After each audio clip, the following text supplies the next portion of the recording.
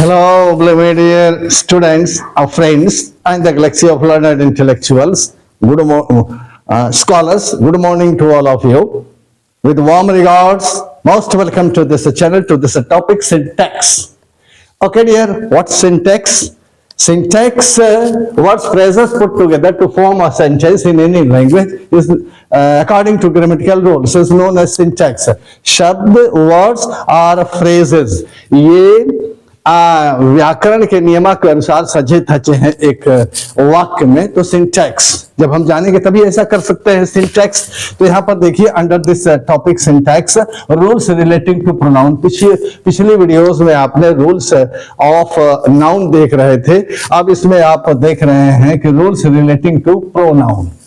Pronoun के विषय में रूल आप देख रहे हैं और वो रूल 20, रूल 21, रूल 22 ये है।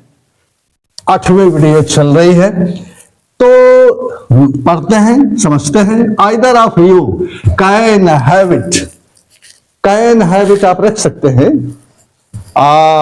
या तो दो में दो, नीदर ऑफ द टू दो, वॉचेस इज चीप, दो घड़ियों में से वो चीप नहीं है, कोई चीप नहीं है, महंगी घड़ी है। तो here dear either of, neither of for two persons और टू थिंग्स का इसके आइदर ऑफ और नीदर ऑफ का प्रयोग होगा। ये रूल 20 में ही है और रूल 20 में ही अगला देखिए, none of the 40 students could solve this problem. इस प्रॉब्लम को कोई नहीं, वो 40 स्टूडेंट्स 40 विद्यार्थियों में से कोई नहीं सॉल्व कर सकता। तो none to be used more than two, either of and neither of only for two persons और things to be used. This is your rule 20। 21 rule क्या है देखिए जरा। One should do one's duty, one pronoun here should do one's duty, एक को अपना duty करना चाहिए, अपना। तो ऐसा नहीं कि अगर पुरुष है तो आप उसके लिए हिज लगा दीजिए, महिला है तो आप उसके लिए हर लगा दीजिए। इनकरेक्ट टू यूज हिज और her in case one pronoun if it has been used. तो वंस बढ़िया होगा, प्रयोग करिए। ये रूल 21 बता रहा है। 22 क्या बता रहा है इसको भी समझिए। You are not so poor as he is, as he is जैसा वह है, ठीक है। और देखिए you are not so poor, आप उतना पुअर नहीं हो, गरीब नहीं हो, एज ही इज जैसा कि वह है। क्लियर। सो एज के बाद ये प्रोनाउन ही आया है, ऐसी प्रोनाउन की चर्चा कर रहा है। क्लियर।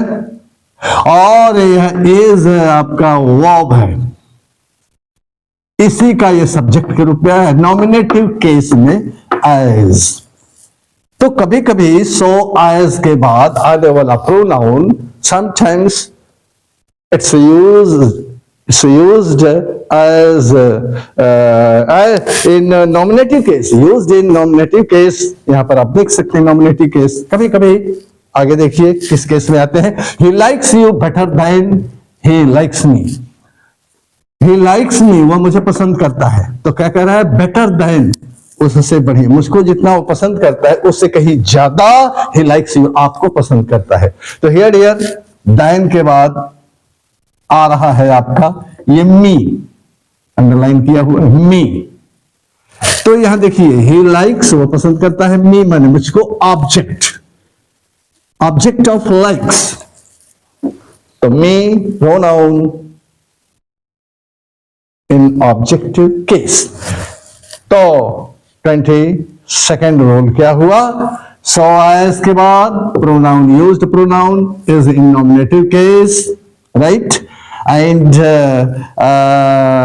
then के बाद pronoun used in objective case। Here dear you find sometimes so as के बाद और then के बाद कभी कभार नॉमिनेटिव में, कभी कभार objective में. Okay, dear, according